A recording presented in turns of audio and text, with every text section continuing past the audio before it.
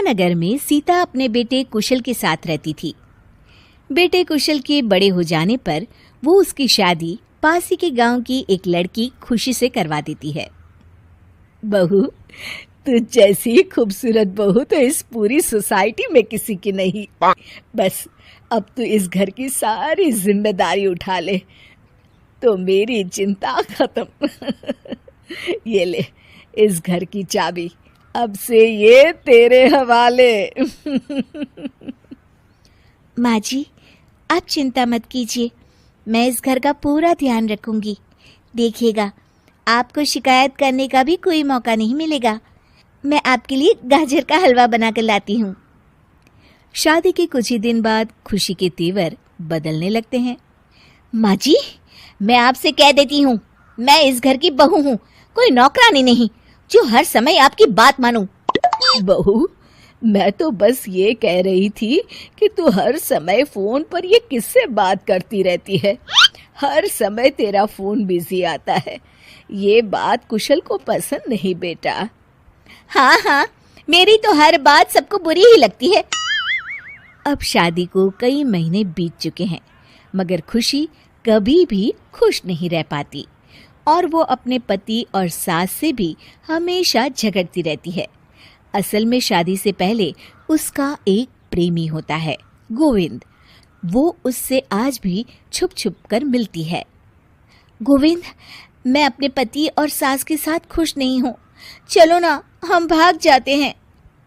तुम एक काम करो, घर से सारा कीमती सामान ले आओ, उसके बाद मौका देखकर हम भाग जाएंगे। खुशी के पति और सास उसे बहुत प्यार करते हैं, मगर खुशी फिर भी उन्हें धोखा देती है और धीरे धीरे अपने घर से कीमती सामान को चोरी करके गोविंद को देने लगती है। उसकी सास को घर से सामान चोरी होने का संदेह होने लगता है। बेटा, समझ नहीं आ रहा, ये घर से धीरे धीरे सामान कैसे गायब हो रहा है। कौन सा सामान माँ?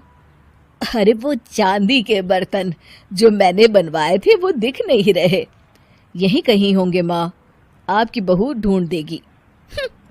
कितने बेवकूफ हैं ये माँ बेटे, इनका सारा सामान मैं गायब कर दूंगी और इनको पता भी नहीं चलने दूंगी।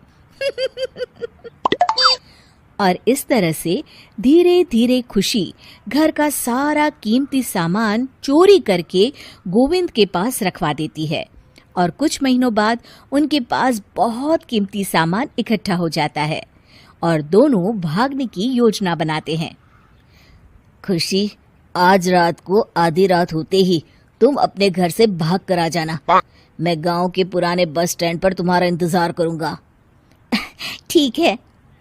खुशी अपने कपड़े और गहनों की पोटली बांधकर पुराने बस अड्डे पर पहुंच जाती है और देखती है कि वहां तो कोई भी नहीं है।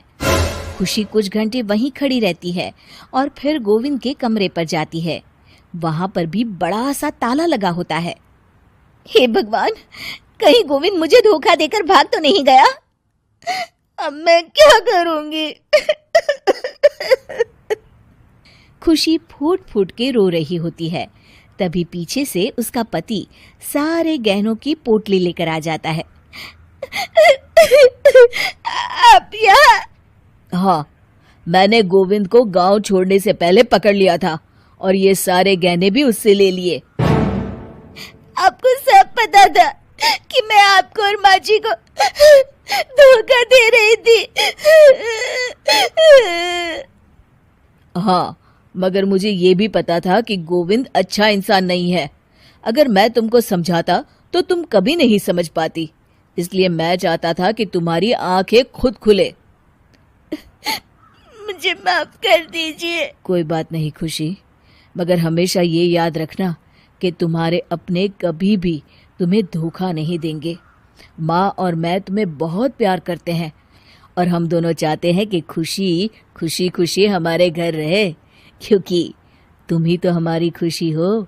हाँ, मैं आज के बाद आपको और माँ जी को कभी निराश नहीं करूंगी।